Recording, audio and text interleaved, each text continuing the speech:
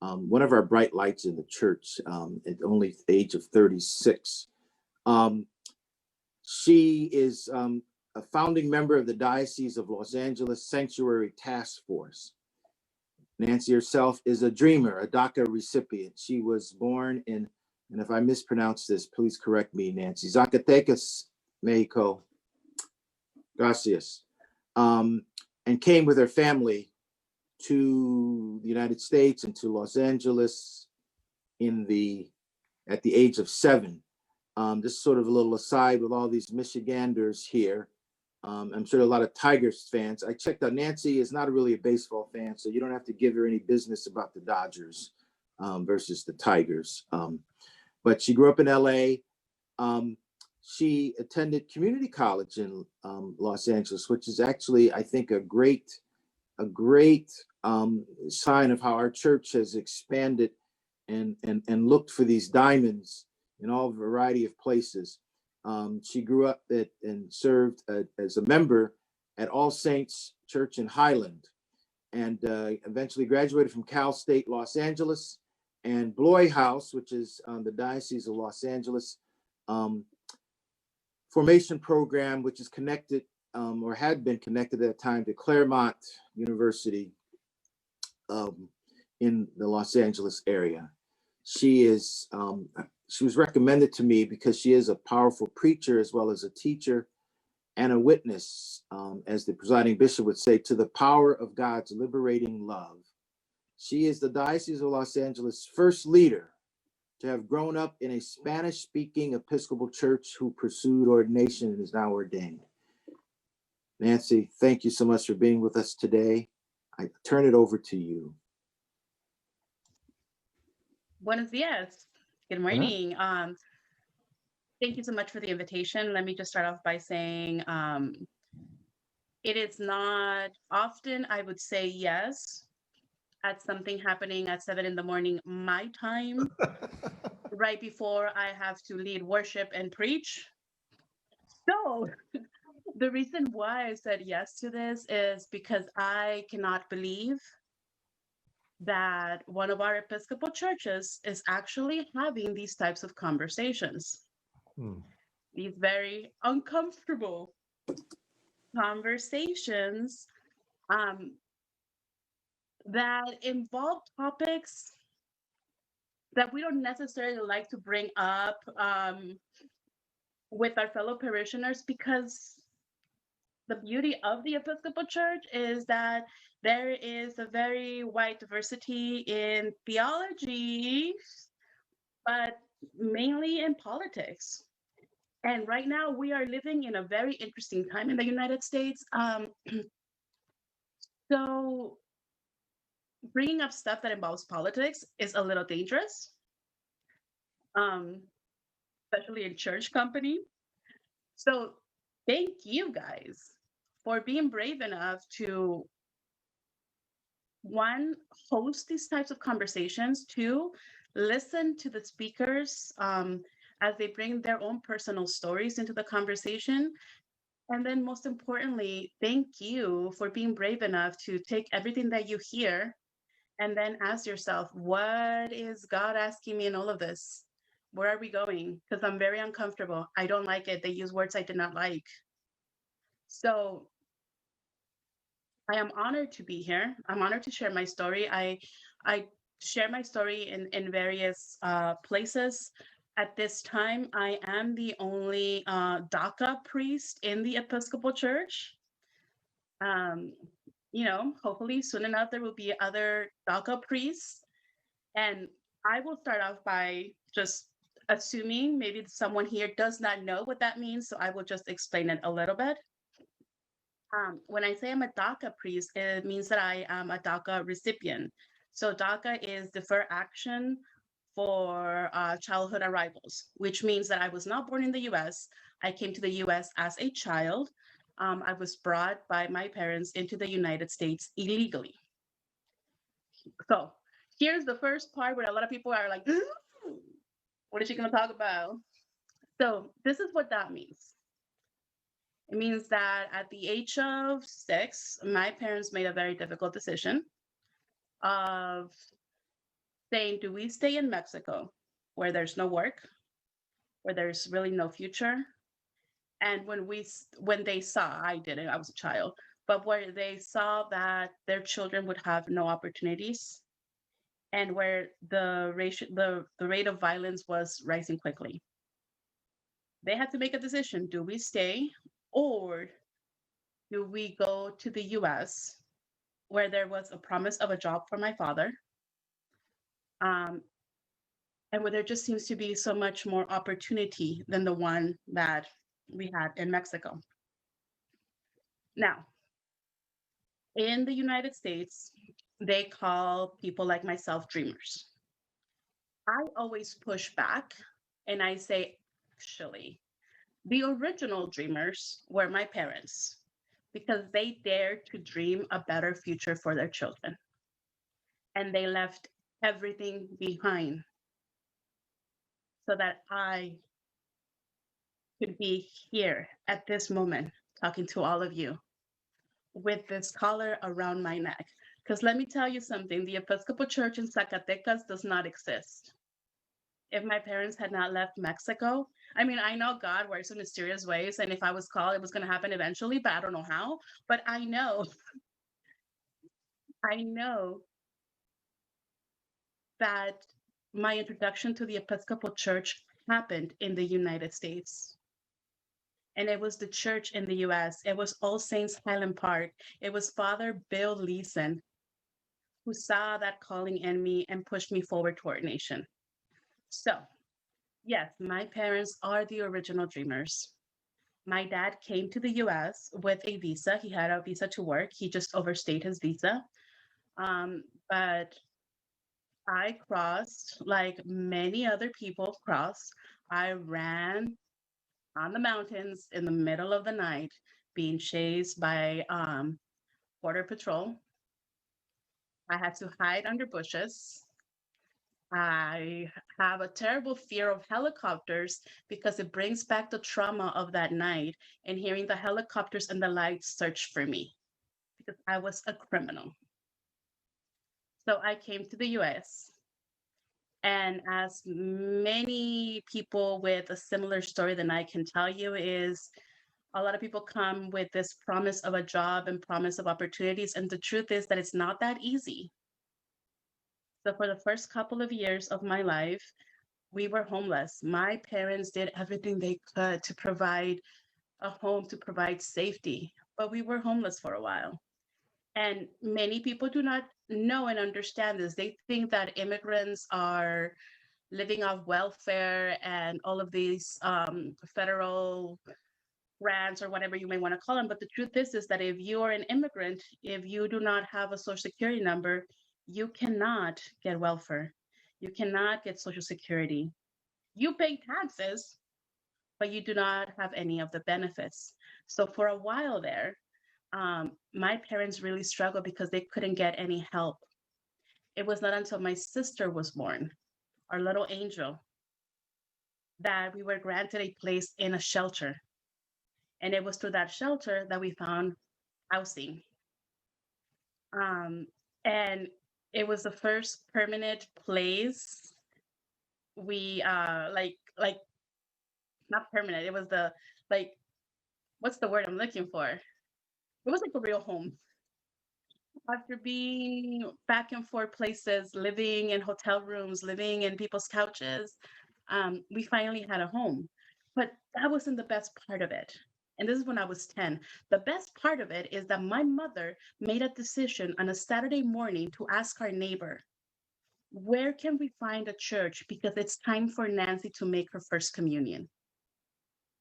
And the neighbor said to her, go up the street on Monte Vista and you will see the church. My mom went up the street on Monte Vista.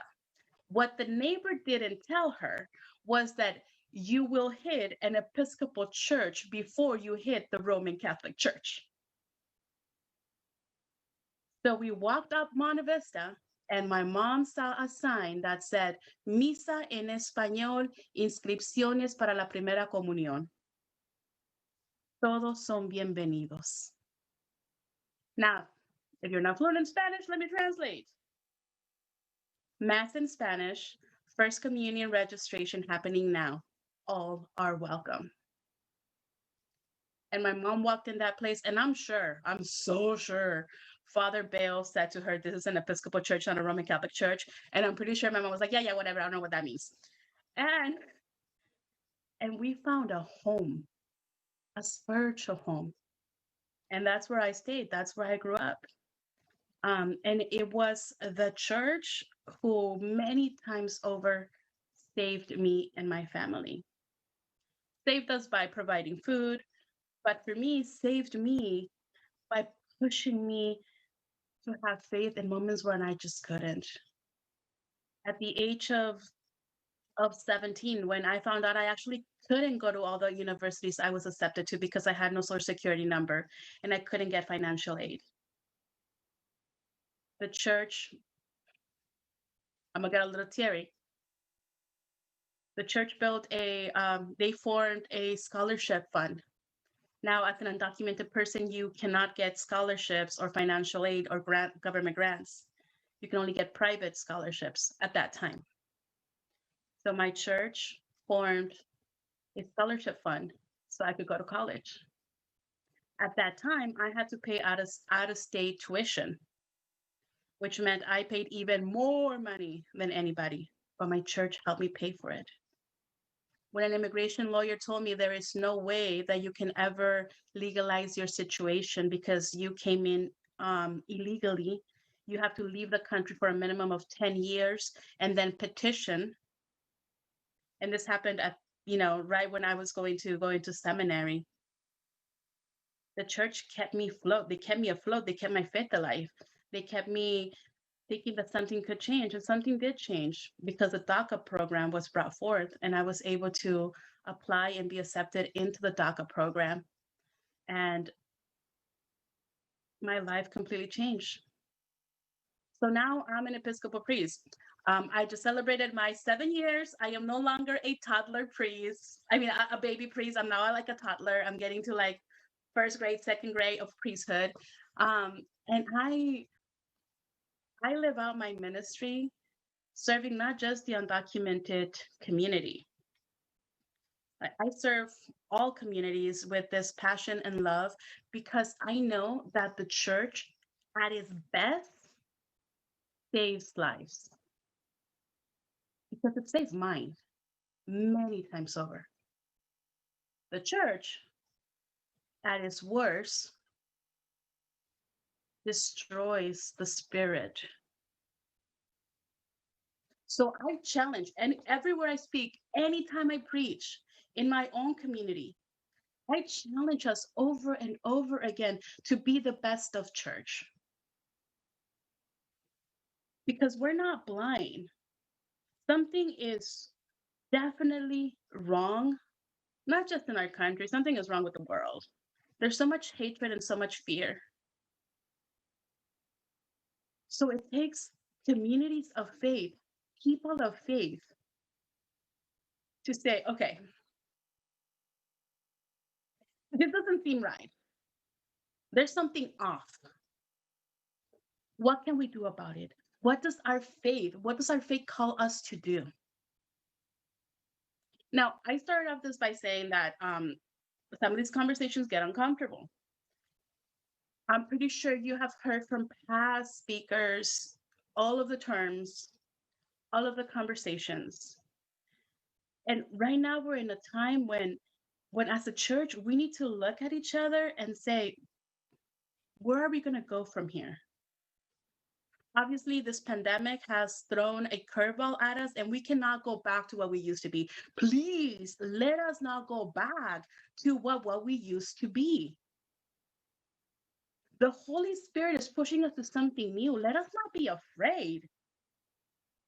Now, some of you might be saying to me, like, wait, you have a problem with the way that it used to be? Well, yeah.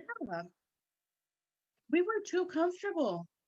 We were too comfortable coming and sitting in our pews and singing our pretty songs.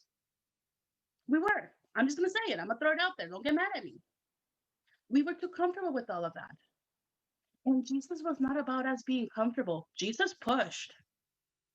Jesus made people uncomfortable. Jesus made people angry. When we are following Jesus, like really following Jesus, that means that we need to be in action. When we are following the way of love, as our presiding bishop always says, and I hope that all of you are down with the way of love, because the way of love is the way to be. But if we are really going to be living and walking in the way of love, we need to ask ourselves, what kind of love are we following? Are we following this romantic notion of like, yay, everything is beautiful and yay, butterflies, unicorns, and rainbows? Or are we going to follow the love that is in action, that is a verb, that is saying, go out, walk, do, be active? That's what we need to be doing as a church. Because I repeat to all of you, the church at its best saves lives. At its worst, it kills the spirit. So, what church do you want to be? Now, I bring all of this up because obviously the pandemic is one thing. And then, like, this social upheaval that we've been going through is like just, it has blown everything in every direction. So, what has happened this summer with the Black Lives marches, what has happened, not just this summer, but what has happened in the past with the fighting against the pipelines, taking care of creation, all of that, we all need to be part of it. We all need to be part of the conversation. We might not totally agree with stuff, but it just so happens that today, well, yeah, I think you guys follow the lectionary. So I don't want to assume, but I like today is was the celebration of the baptism of Jesus, right? Funny enough, we have baptismal vows that we make. Are we really living out those vows? Because this is not about politics. This is not about one side or the other. This is, am I living my Christian faith? Am I living out my baptismal vows? Now, I would, if I had thought about this before, really, I would have gotten the vows in front of me at this moment. So I'm gonna go with some kind of memory here. It's all about the apostles' teaching, right? Right now, I don't know how you guys are doing communion or if you are doing communion. I know my church, we are doing spiritual communion. So I'm going to include that as in the breaking of the bread and the prayers, right? So will you continue in the apostles' teaching and fellowship in the breaking of the bread and in the prayers? What are the teachings? The apostles' teachings are Jesus' teachings. Are we doing that? I hope we are. Are we resisting evil? There's a lot of evil around us. And evil is manifested in the racism, in the white supremacy that we see around us. Are we resisting it? Are we proclaiming by word and example the good news of Christ? Now, it's one thing to say, I believe in Jesus. It's another to live it out. Are you living it out by example? Are you living it out by what you post online? By the conversations you have with your family, your neighbors, your grandkids? Are you living out by example the teachings of Jesus? Are you cherishing the wonderful works of God and protecting the beauty and integrity of creation? We need to take care of creation. Are we doing that? That's part of our faith. And that's a great part of also talking about how racism exists in this country. Because if you look at the poor communities, if you look at communities of color, those are the communities that are being affected more by global warming, by the food deserts. So if we are following our baptismal covenant, we need to make sure that we are addressing those things. Will you seek and serve Christ in all persons? All persons. Loving your neighbor as yourself. Now, I'm not going to lie. Loving our neighbor as ourselves is not always easy. I'm trying to see your reactions when I say that. As a priest, I'm supposed to tell you guys, love, love, love, love. Yes, love. And love is not easy. Loving our neighbors as ourselves is not easy. I have a huge problem trying to love someone who diminishes my humanity just because I was not born in the United States. But I am called to love. If I'm living my baptismal covenant, I need to love and learn how to love even those who differ from me, those whose opinion is hurtful. Now, this doesn't mean that I let people walk all over me. There's a difference, but I do need to love. Will you strive for justice and peace among all people and respect the dignity of every human being? I will, with God's help. Living that one out, that's what we have been seeing most by everything that has been happening. If we are loving, if we are respecting, if we're fighting for justice, we need to be completely engaged in this movement that is happening now. This is our opportunity for the church to stand up and say, the Jesus that I follow wants me to do this. And sometimes it means putting ourselves on the line. It means thinking about others and their well-being, and not just about ourselves and those that we love. And that's where it gets really hard, because we can be against racism, but when it affects like my money, my comfort, my family's comfort, then we're being tested.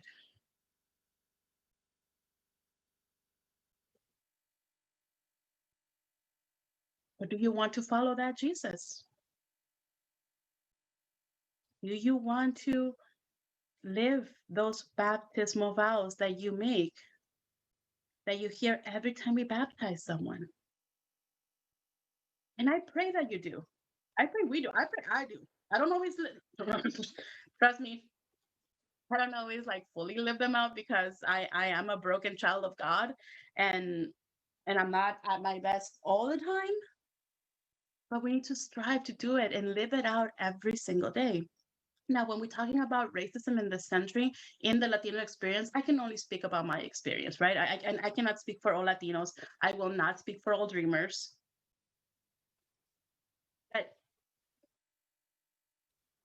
I'm not going to give you much history. But the United States plays a big role in why so many people from Latin America leave their countries and come into the US. The policies that the US has passed for generations, the destruction that the US has contributed to in Latin American countries, is what has caused the countries now to be in this desperate need. Well, has caused people to be in this desperate need to leave and come to the land of opportunity, the land of the free. Unfortunately, they don't tell us that you're only free and you only have opportunity if you are middle class white. And there I said it. When we talk about racism, we just need to speak as clearly as possible and say some things. If you are middle class and if you are white, you have been blessed with many opportunities, with much privilege. There's nothing wrong with that. Okay, don't get me wrong. Bless you and bless your life. But because you do have those opportunities, because you do have that privilege, your Christian responsibility is to make sure that you are living out in the way Jesus would want to live you out, the way Jesus would want you to live. This doesn't mean sell everything that you have and give it to the poor. You know, that's what Jesus says, but let's not take him that seriously on that one. But what it does mean is look at where your resources are going. Money speaks, and it speaks clearly. Where are you putting your money? Where are you putting your faith? What are you supporting? And now I will go the other way. What makes you really uncomfortable? And question that. Why am I uncomfortable when Nancy talks about privilege? What makes you scared about it? I feel that if I was a middle class white individual, I would be scared to lose what I have and what I have worked hard to for my family. I would be terrified of that.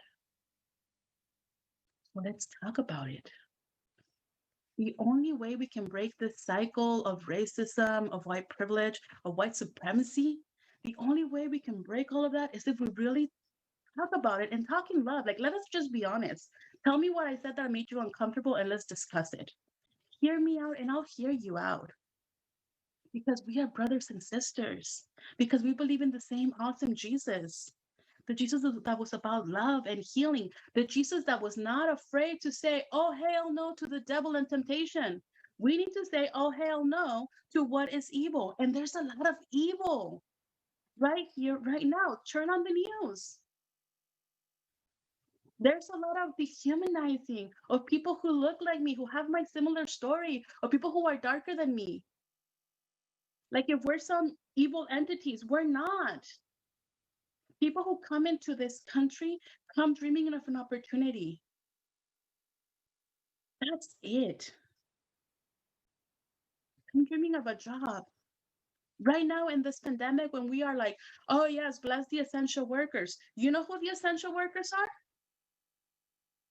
I can guarantee you majority of them are immigrants working in the fields, cleaning the hospitals.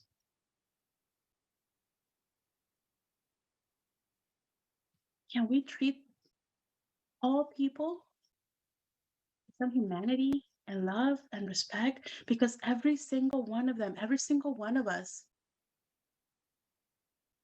deserves to be treated with love and care. Every single one of you. But we're not going to break away from the disgusting history of our country unless we talk about it. So let's talk about it. I don't know if I want to run my 20 minutes or if I'm under, but I'm just going to stop there and we can have a conversation. That's actually perfect timing. Very good. Well, Nancy, I mean, what profundity you bring to us about the difficulty of this conversation and the underlying roots, particularly economic roots, that we face when we talk about issues of race and opportunity. To recognize that poverty and economy are as much a part of it as is race and skin and history, and that they are just intimately woven together. And I suspect we're going to have more of that conversation. But I haven't asked this of others, and I wonder. I'd love to get your perspective on it. We have, not fortunately, we have seen over the course of this year and just this past week, in high relief, the disparity within which our Black and Brown Indigenous communities are often responded to or engaged by white American society. That was in stark, I think, stark relief with the response, the police response on Wednesday. What we don't talk about, and I'd love to hear from your personal experience, are at times the gifts that our inherited diversity bring to our life. You bring a particular experience of God's love, a particular way of practicing the way of love that you inherited as a Mexicana, as an immigrant, as a dreamer. Things that you can help us to understand more about God's love because of who you are. And so my question, it's a little different question than I've asked of others, is how has your heritage, again, as a Mexicana, as an immigrant, as a dreamer, how has your heritage shaped your understanding and the practices of love that you know? Great question. So my younger brother, I love my younger brother. He's not a big churchgoer and he questions a lot about God, but he has such a deep theological understanding of things, and like he pushes me in many ways. But my brother once said, I'll be honest with you, in my teenage years when I saw that I couldn't go to all the wonderful universities I was accepted to and I had worked so hard, I was so angry, right? And I was one of those that I was just like, the white man, it's bringing me down. I mean, I was so angry. I was so angry at anything that represented the power that I didn't have, which was whiteness, white heterosexual whiteness. Like that was what was suppressing me. And I was having a conversation with my brother once, and I was like, yeah, like, and I was going at it. And my brother looked at me and he's like, woman, stop. It's like, don't you realize that you're also part of that? And I was like, excuse me? I come from the Chichimeca tribe. I was trying to give him like all like the raza spill. And my brother's so like, you have blood of the colonized and the colonizer. You're a Mixteca. And I was just like, oh, wow. And that has stuck with me, right? Like, as a Mexican woman, I live these two realities because I'm also a light-skinned Mexican.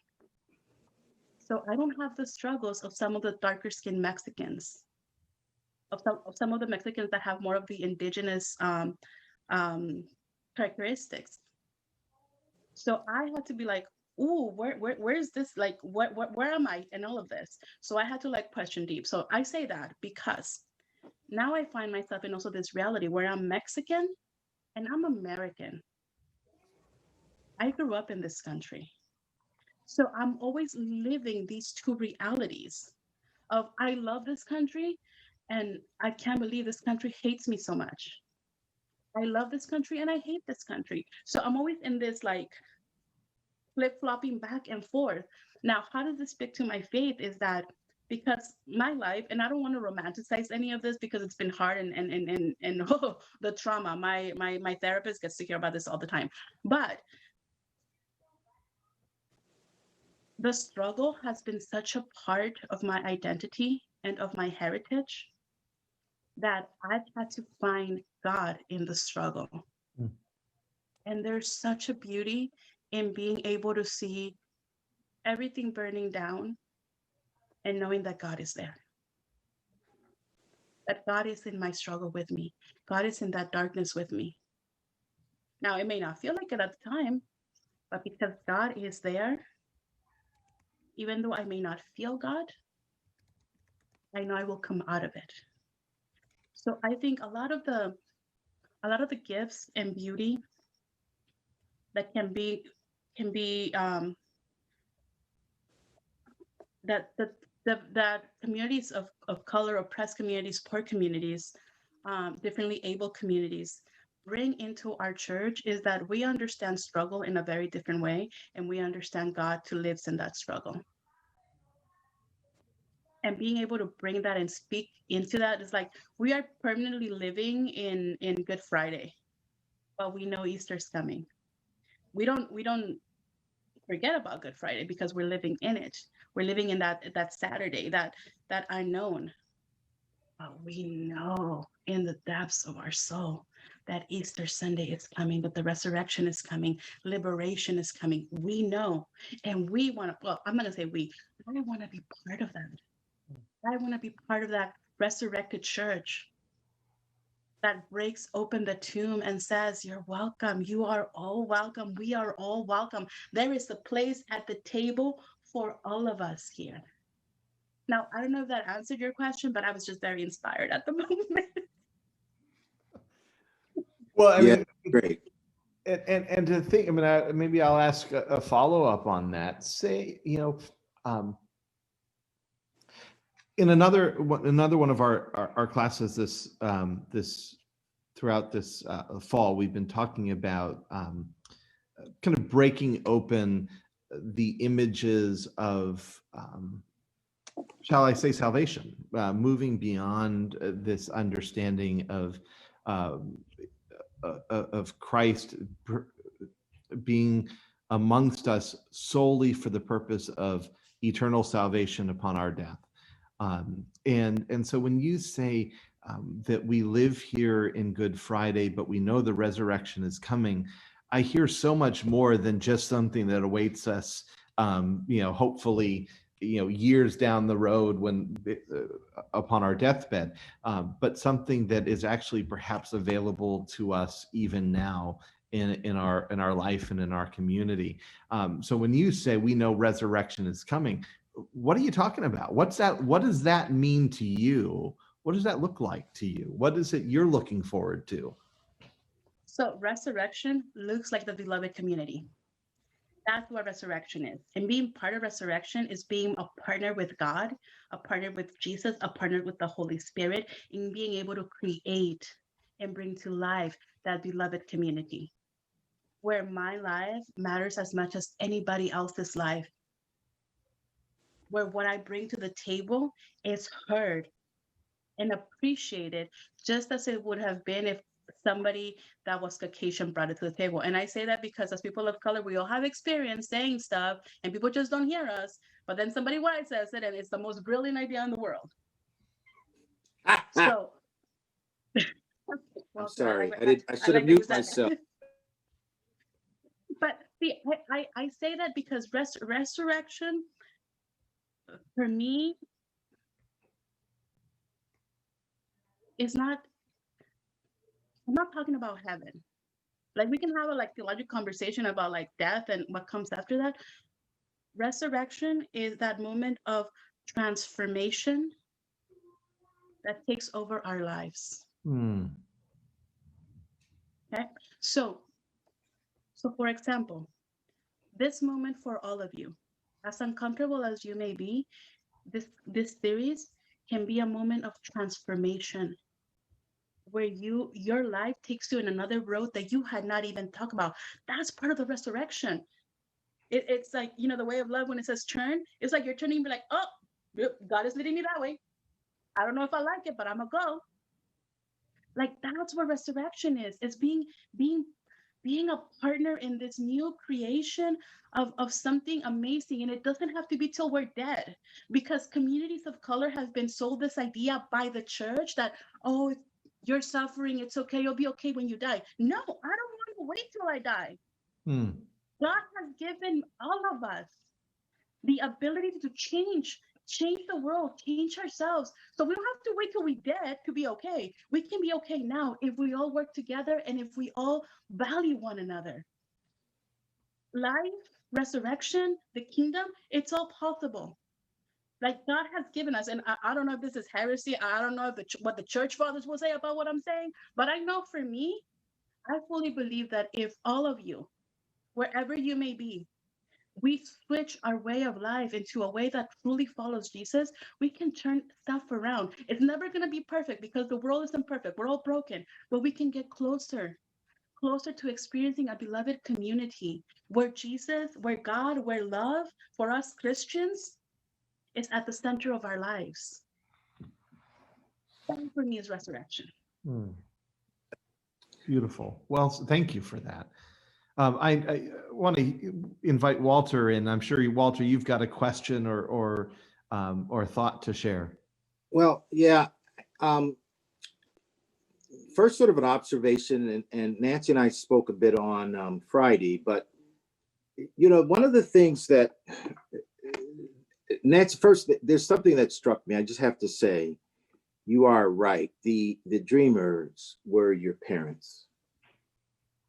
I mean, that touched me really deeply, because anyone here, most of the folks listening are parents, and maybe that's a way of, I don't know, getting folks to understand this issue. We hear words in from politicians about the invasion, and like the people on Wednesday, terrorists who took over our capital, they'll use words like invasion and all of that. And yet what it is actually this, it is the folks who have this dream. And then I just wanted to just point out this historical context and get you, if you wanted to comment on it. We often have, United States is a large geographic space, just the quote, contiguous 48 states in the North American continent, the lower 48, what the Alaskans would say. And then we have Hawaii, where Father Drew is from. But there's this presumption, this is part of the question of race, there's this presumption that this is a, quote, English-speaking British Isles descendant colony. And in fact, what we know that this continent, there were actually at least 3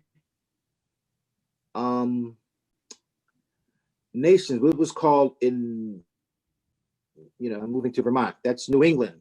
There was, but also there was in Vermont, part of New France. Then there is a vast swath from Florida on over into places like Mississippi and Louisiana and Texas and Arizona, these places that became these, quote, states to where you live in California, was New Spain, a huge, maybe geographically even larger than what was called New England. And then the other 13 colonies from Massachusetts down to Georgia.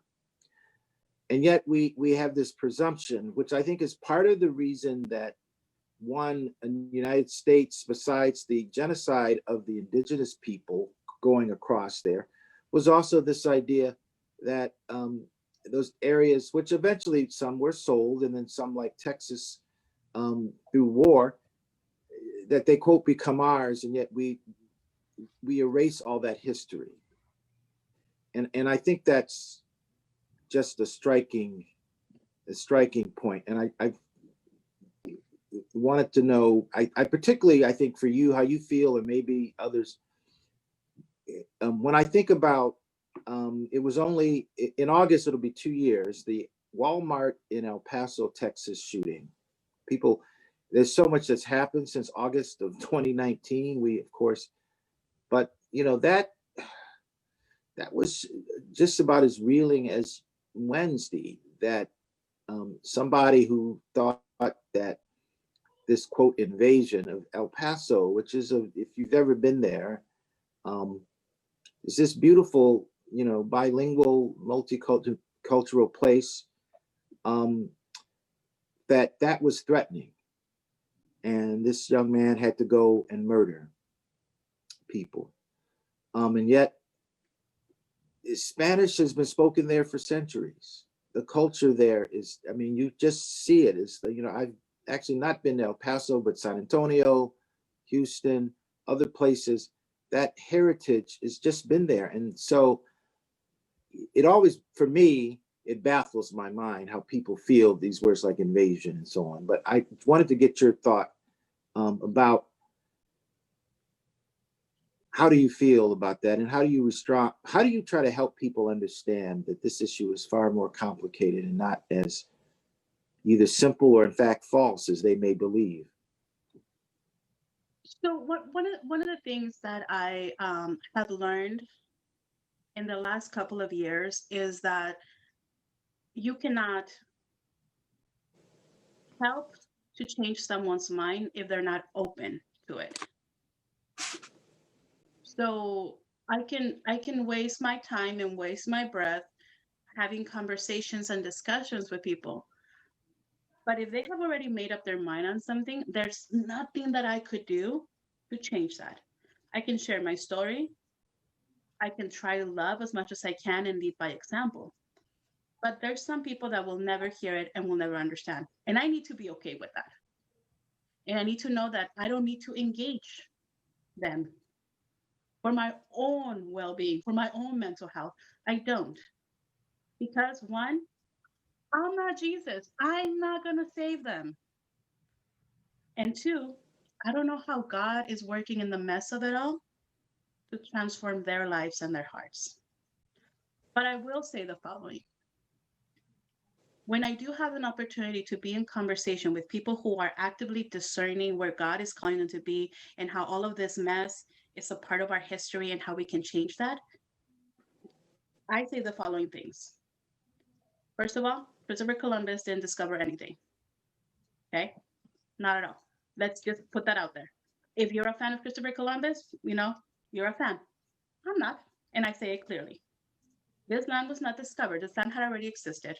This land was somebody else's. This land was taken over. It was colonized and people were killed for it.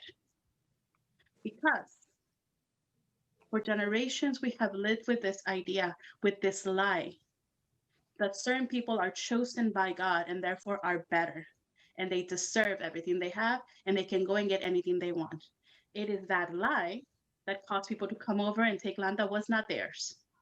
Now, if we want to get theological, this land is God, it's God's land, right? And we are stewards of it. But there's that part. But it's that lie that caused the massacre of so many people.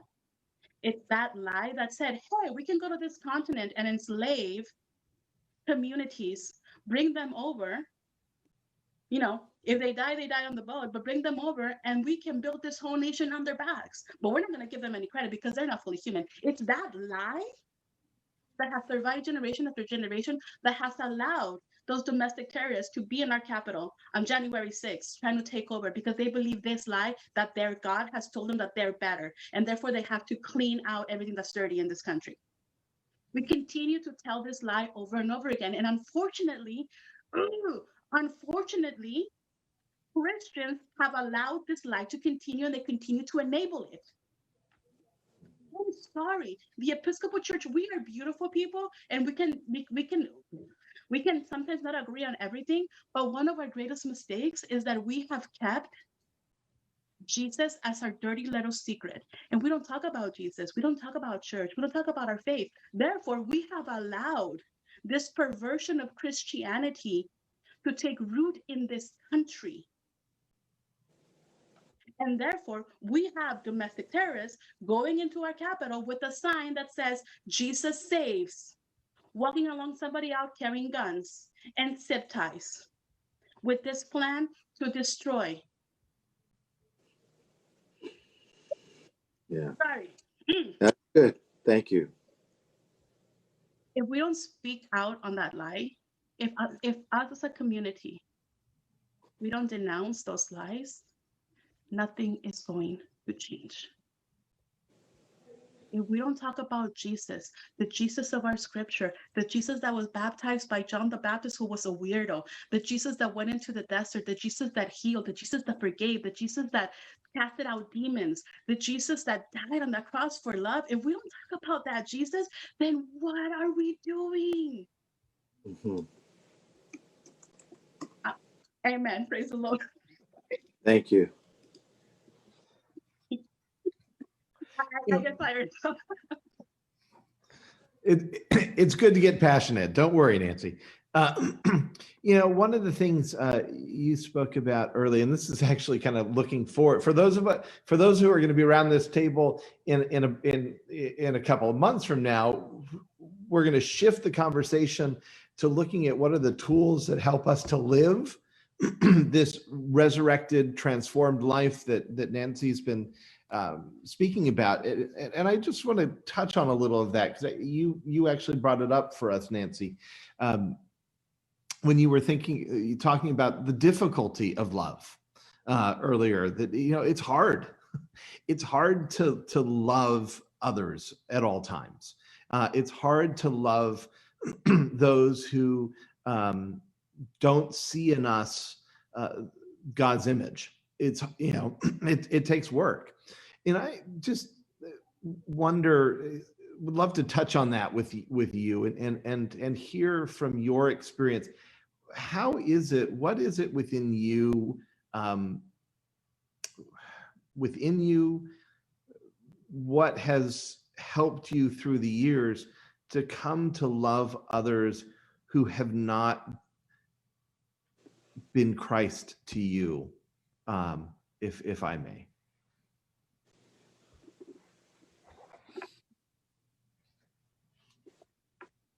I'm pretty sure all of you have heard that saying of, I don't know where I heard it, I don't know where I learned it, but it always comes back to me of, I don't have to like you, but I have to love you, right? We're called to love. We're not called to like everybody, but we are called to love. So I remind myself of that all the time. You know, I don't have to like someone for who they are, but because I follow Jesus, I do not wish them harm. I love them and I pray for them. Even when they may hate me or do things to hurt me, I will not succumb to their level. I believe in Jesus, who on that cross said, Lord, forgive them, for they do not know what they do. Now, I never come close to Jesus. I don't. But it's the daily struggle. It really is a daily struggle and a daily prayer of, God, let me love. And by love, I don't mean, you know, to be in relationship with them, because I don't want to be in relationship with some people. But I don't want to fall into this path of starting to hate people simply because they hate me. That's not what Jesus wants me to do. So if I can't love them enough to be in relationship with them, then I ask, Lord, let me love them enough not to wish harm on them. And this is recorded, so it's going to be out there. Just because I'm a priest does not mean this is easy for me. This is really hard for me.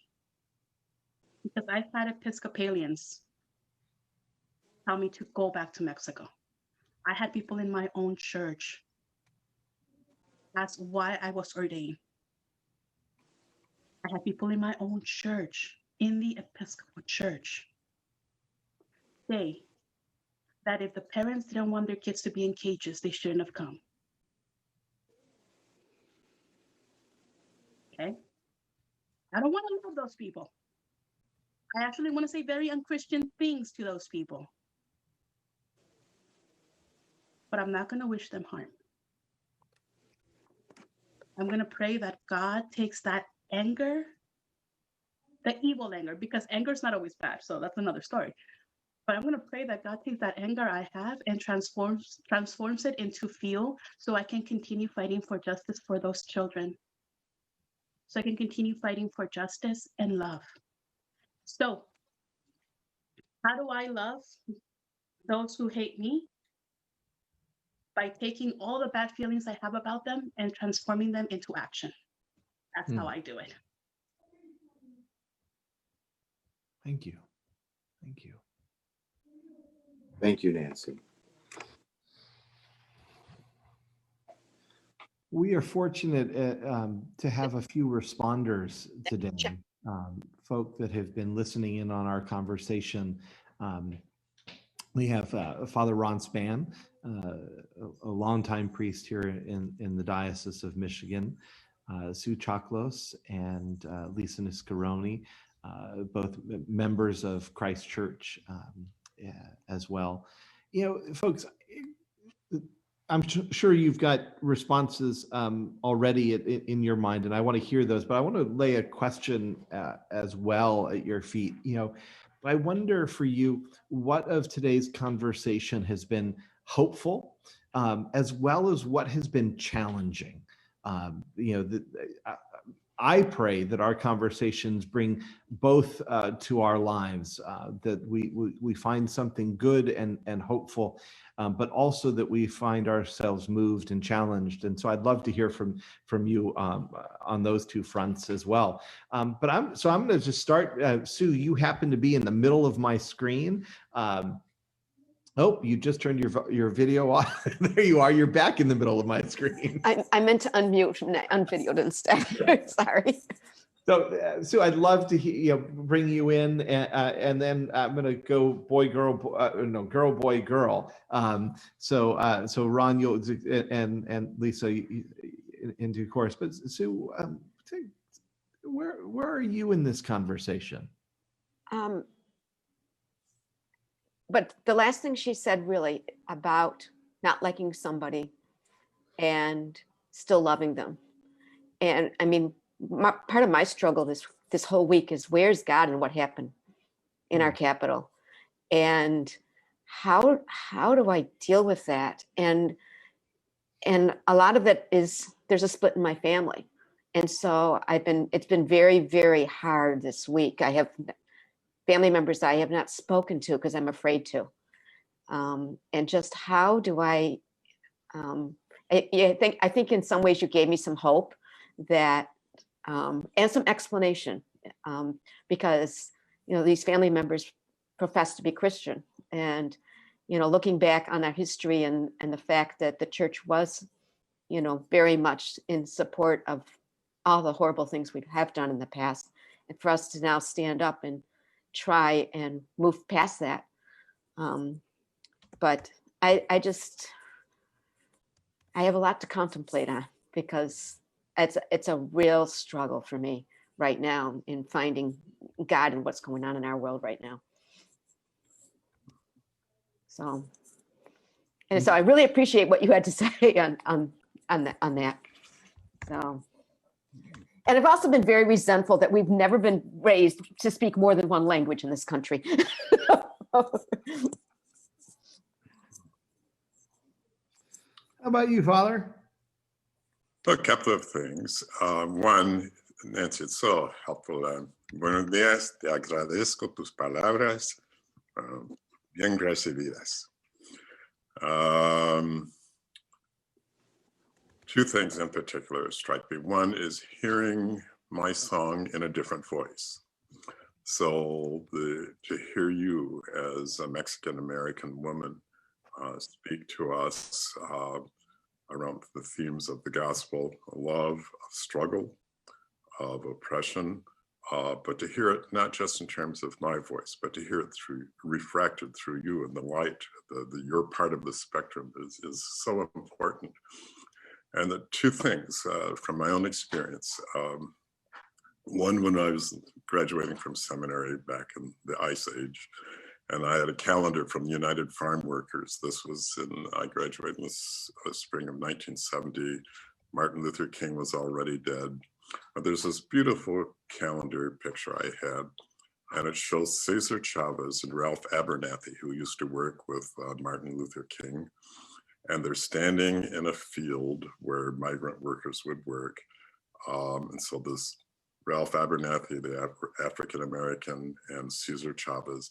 And then it's a quote from the Roman poet Ovid, and said, "We too form a multitude." The African-American and the Mexican-American, we too form a multitude. I've never forgotten that image and that caption on that, because we do form a multitude and we need to be aware of each other. And that ties into an experience I had when I was still a pastor, and our church received visitors from all around the world, from all around the country, because they'd heard about Church of the Messiah. They wanted to come find. And one was a deputation of a priest, and some young people were coming from Ohio and New England. They were a mixed group of kids. And I was a preacher that morning, and I don't even remember what my sermon was about, but apparently one of the themes that I do know had to be there was racial relations, racial conflict, and challenging white racism. And all of that was, and was all sermon, fine, we had these visitors. Well, one of the youngsters in that group came up to me. He was a Latino youngster. I think he was either Mexican-American or Central American. He had tears in his eyes. And he says, and he was stumbling to say it. He didn't realize I spoke Spanish. So finally I said, "Tell me in Spanish." And what he expressed was that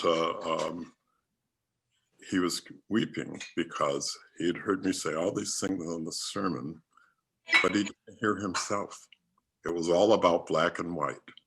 And he came up And it was a devastating moment for me because I realized in my triumphant rehearsal of all these challenging prophetic things, I had violated him by rendering him invisible and putting him out of the picture. So again, hearing my song in your voice, your visibility, your incarnation of another experience, to me, one of the things that's going to have to happen in America to redeem us is to break up this polarity, this black-white thing that some of us, that's all we can see or hear. And we need each other. We too form a multitude, and there are others who form that multitude with us. And so thank you. And thank you for your ongoing articulation and reflection on what God has called you and your calling. We need each other. Muchas gracias.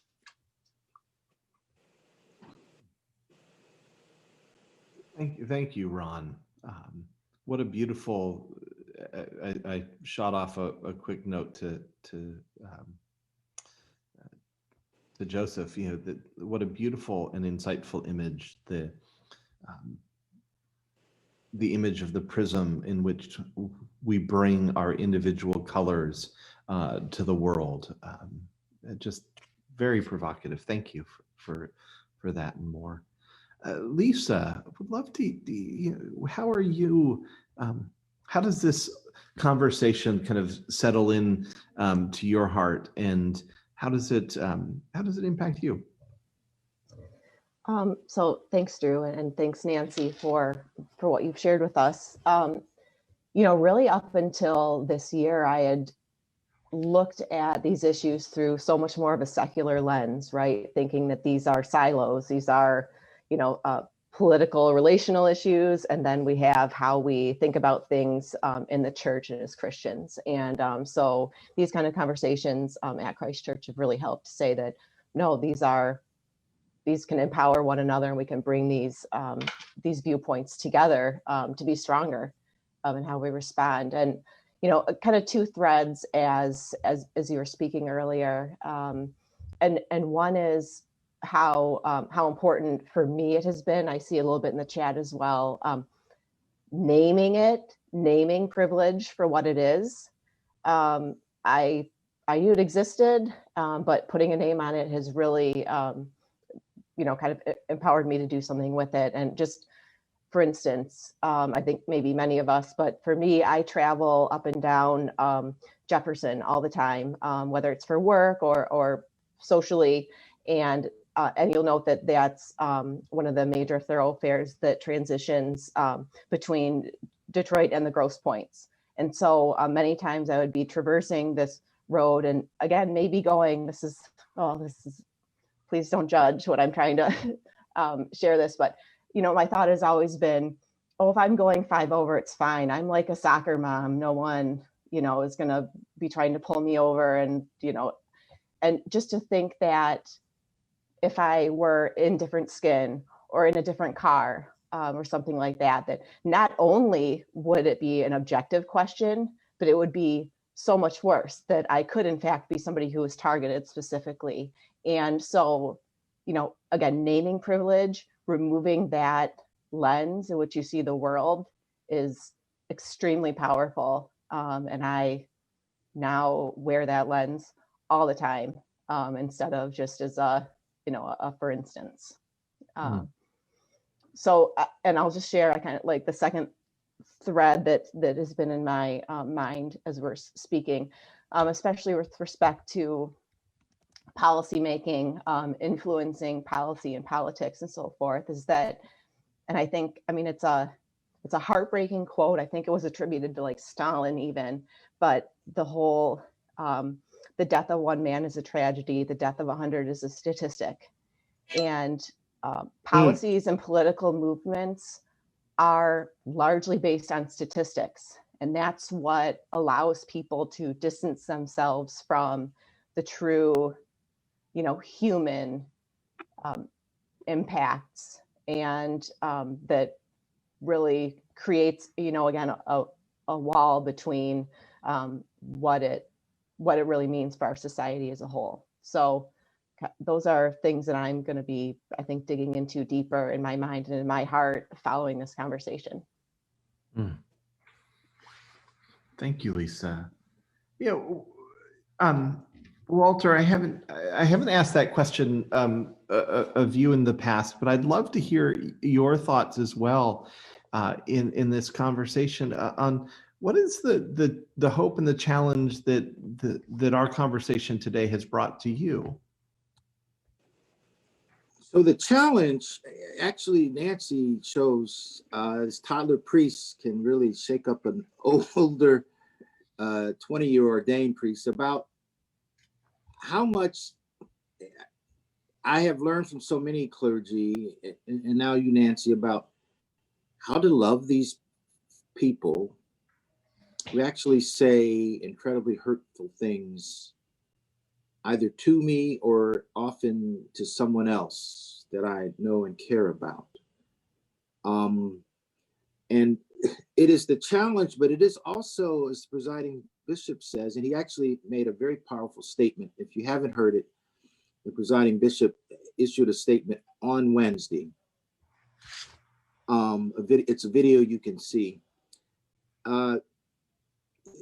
That, you know, as Martin Luther King said, we have two choices. We're sitting now, and he's quoting King, but the presiding bishop is actually saying, we are at an abyss.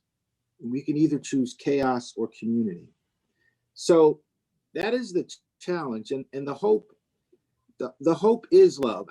Someone put in the chat about actually being someone whose spouse is Mexican American, and they moved to Grosse Pointe that never get a traffic violation. And some of you know this story, but you know, I got a traffic ticket in 2019 in October. And it was after leaving the gym, going to get a smoothie, and I was pulled over knowing I wasn't speeding. And the officer pulled me over and said that my driver's tags were expired, which I didn't know. You know, being an Ohioan and living everywhere else, I did not know that in Michigan, you have to get your license, your tags renewed on your birthday. Most places it's the end of the month, but that's another story. I didn't know that. And so this person actually had to run my plate when I was stopped at a stoplight to do that. So I ended up going to court to fight it, and I actually got it dismissed. You know, I had been in more than a few courtrooms as a prosecutor, and I'm sure it didn't help that I had a collar on. I'm shameless that way. But I just want to just tell y'all, if you didn't know, this was in Grosse Pointe Farms. So in that little courthouse in Grosse Pointe Farms, there were about 80 people in there. I could count because there were 50 seats and there were 30 more people standing around. So these are all traffic violations. And so this is Grosse Pointe Farms, people. There were 8 white people with traffic violations. The rest of us were Black. So to me, that is just a small example, and I was a fortunate one. The effects of just traffic violations on all of these other African Americans is devastating. So it's frustrating, but here's the thing about privilege, and this is the hope of, to me, the great hope are the comments of some of our participants today of examining their privilege. I want to actually go out with a sign of hope that is really my wife. If she was on, she could tell better. But when we lived in Tennessee and worked at Sewanee, her job was actually for the university running a program for young people of color, high school students that Sewanee wanted to entice to come to the University of the South, you know, so a very white, Southern privileged place. And it was for mainly Black, brown, also Asian, and also poor rural Appalachian white. And one of her students, I'll just say his name, is Luis Tinaco from Mexico. His mother, like Nancy's mother, is a dreamer. And they came to the United States when he was a small boy, and to Illinois. Some of you from Chicago area know there's a famous high school called New Trier. And Luis was like the top of his class at New Trier. but because he was not a U.S. citizen, he was in sort of Nancy's same situation. And a high school counselor heard about the bridge program that my wife ran for the summers, and Luis came down, his mother came down with him to drop him off, and he was there for 3 weeks and he excelled. And of course, the big hope was he would not be eligible for any state school scholarships. And, you know, a full ride to a private school, even for a valedictorian of New Trier High School, would be tough. And my wife, for those who know, she is relentless. So she went to battle, and the admissions director is still a good friend of mine. She literally went to battle and said, you have to give him a full ride completely. This family has nothing. You can't say that the family can contribute something. They contribute zero. They can't, it has to be. So that's $50,000. That's $200,000 for 4 years. My wife, and they had never done that for any child before, but she persuaded them to do it for Luis. He went to Sewanee. We moved away to Hawaii shortly after that. Luis was a star there. He met his bride, and they're now married, which is funny because she's a nice blonde Southern girl, and she's a lawyer now. And Luis is Dr. Luis Tanaka. He is in his residency, saving lives on the front line. And that just is one sort of, to me, it's a hopeful story, but it's also the story about the potential you see when you see beyond what you think you see in this person because they have a brown skin or black skin, what he can be. And his high school counselor and they write to my wife and I about just, because my wife is not on social media, so I actually get the information just about how just that one act.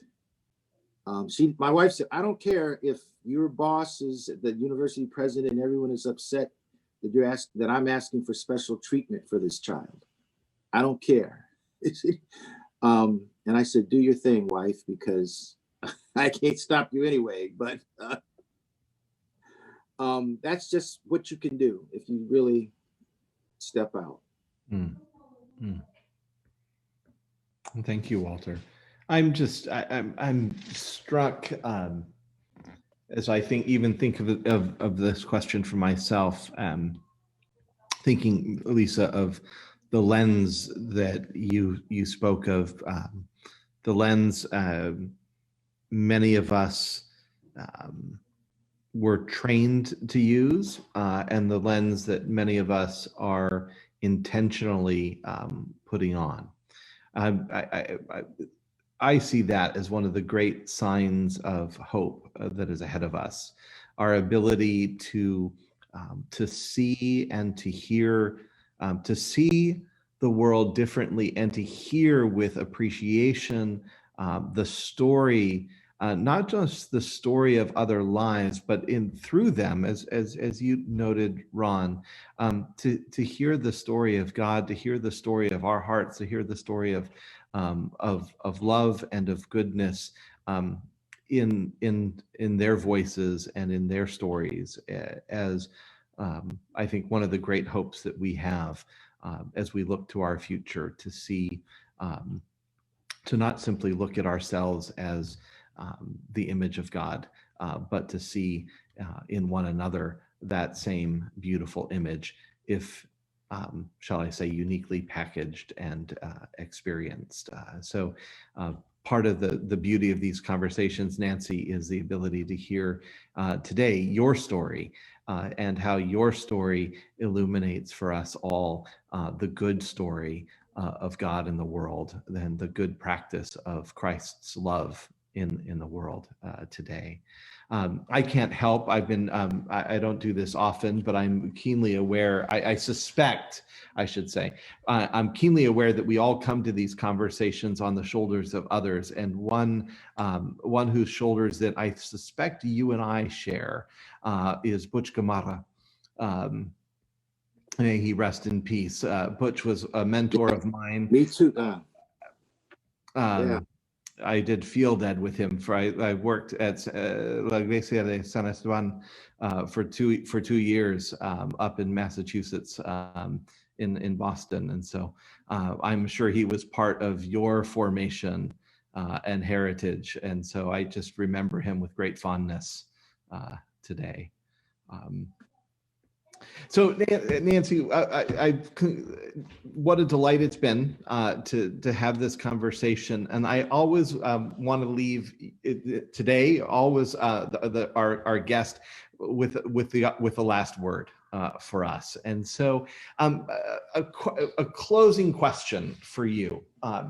We've had a rich conversation for which I think on behalf of everyone I can say we're immensely grateful. But as we go our separate ways today, what is the hope that you have for us? What is it? What is it you want us to hear, perhaps more than anything, out of our conversation? What can we take away? What would you like us to take away from today's conversation? So many things, but I will pick this. Mi lucha es tu lucha. Tu lucha es mi lucha. So your struggle, your fight is my fight, and my fight and my struggle is your fight and your struggle.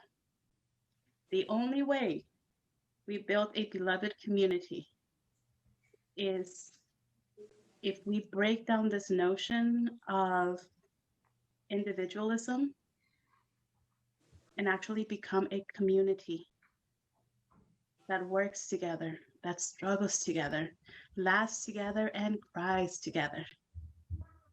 So my hope for all of you is that with whoever you meet in your church, outside your church, whenever this pandemic's over, as your church grows, because your church will grow if you are doing God's work in the world.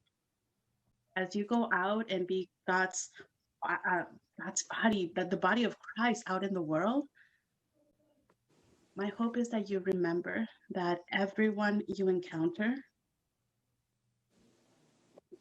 is someone's child, someone's sister, but most importantly, it's a beloved child of God. You don't have to like them, but you gotta love them. Thank you, Nancy.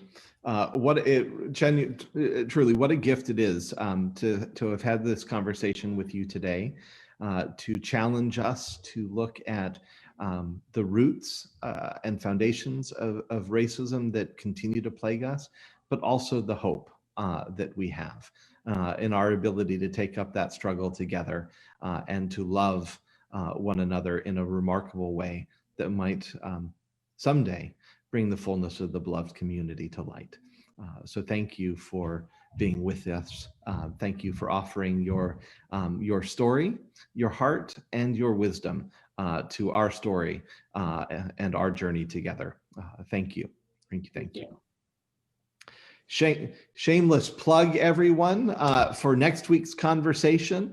We turn our attention to the history of our Asian American sisters and brothers. We were fortunate to be joined next week by Professor Brant Lee of the University of Akron. He's an assisting dean and of diversity and social justice in the law school there, helping us to explore the experience of our Asian American sisters and brothers next week. So please, let's continue this conversation. Join us next week, and do particularly, I encourage you to listen through our conversations to identify for yourself the hope that you experience, as well as the challenge that is laid at our feet.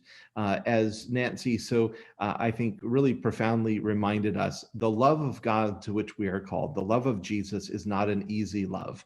And so if we are pursuing something that is comfortable, something that is easy, we might be wise to suspect that it's not quite the love of Jesus, but rather that Jesus is calling us to a difficult love that will challenge us. So please continue to explore those two questions in our conversations as we go forward. Again, Nancy, can't thank you enough for this time. And I look forward to our paths crossing again in the future. To everyone, thank you for joining us. We're going to sign off, let you have your lunch hours come. So brunch at home today, I suspect, as it has been for the last 8 or 9 months. So I look forward to that day when we get to have it together. But until then, God bless to all of you, and I'll look forward to seeing you again online soon. Take care and God bless.